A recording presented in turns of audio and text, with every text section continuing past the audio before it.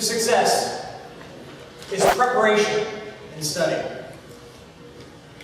I want you guys to participate in an exercise with me, and I want you guys to be honest. Students, I want to see a show of hands.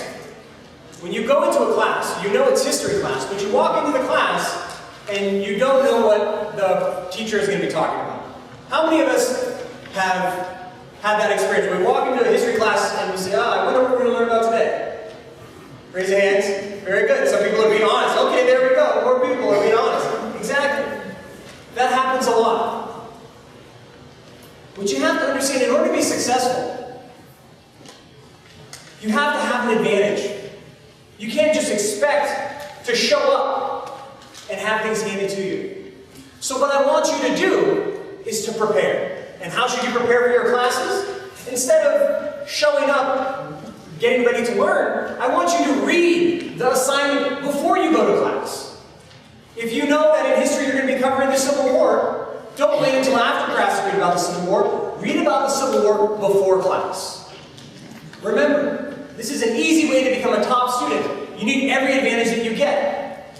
If you start reading before the classes, you're going to know what the teacher's going to have to say. And turns out, what does the teacher talk about in class?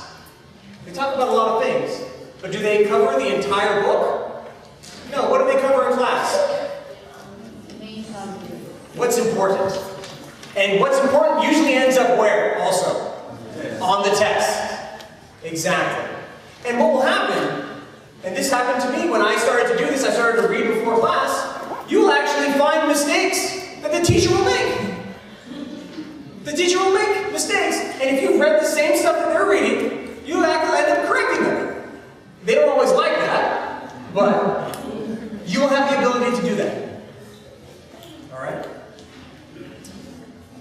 The second piece is that students always ask me, how many hours a day should I study? How do I become a good student? And I always tell them, you're asking the wrong question. It's not about how many hours should you study. It's about how much work are you going to do. You guys have these to-do lists. You know what you need to do in order to be successful. It's, do you get that amount of work done every day? If that takes 2 hours, fine. If that takes 6 hours, then that's what it takes. Your goal to become a top student is to master the information. You don't just want to know it. You don't just want to remember it. You want to master it so that you could potentially go and teach somebody. Ultimately, your goal is to be able to do well on these tests. And mastery level is what is required. In order to reach mastery level, you have to review something 3 times. 3 times. So that first time was when you read about it before you went to class. The second time is after you heard the professor talk about it, you kind of look at it after class and you kind of highlight what you thought, what the teacher thought was important. And then the third time is reviewing it before the exam. 3 times for mastery level. 3 times is what is going to get you very good grades. This is how you become a top student. It sounds very simple. It's not very, very complicated. But it's not easy.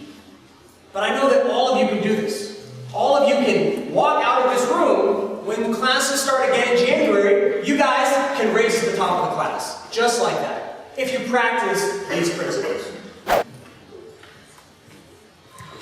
The fourth path to success is organization. I want you guys to close your eyes. Everybody, parents too, close your eyes. We all can participate. I want you to visualize your bedroom. What does your bedroom look like right now, right at this moment? Are there clothes on the ground? Are there shoes scattered? Is it a little messy? If you have a car, what does your car look like? Are there wrappers in the back seat?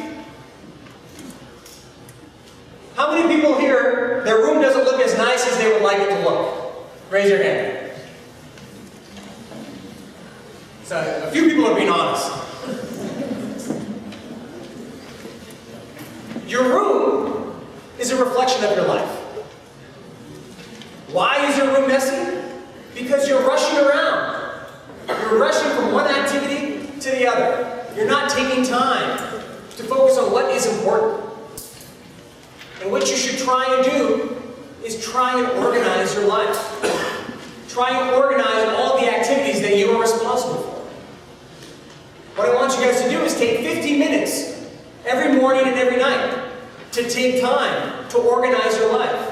If your room is messy, clean your room. If your folders and all of your papers are messy, organize them.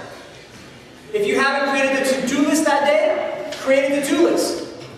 Organize your life. If you do this on a daily basis, this simple activity will make you that much more effective. Okay?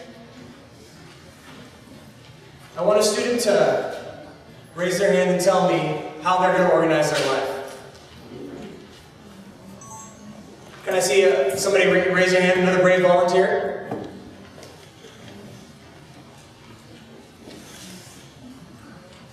Alex. So I'm in college right now, so I'm a sophomore, and I mean, I kind of follow what he's saying. When I was first starting out, at least, my room was always messy, and that kind of reflected how it was like the rest of my studies. And so I just found it easier, number one, to study in a clean room, and number two, how it reflects kind of my lifestyle. So I'm always like, I'm kind of like a neat freak now in my room with my roommates, because I have to keep things organized. But it really does help, just helps your mind too. So he's enjoying that. Excellent, excellent. Give him a round of applause.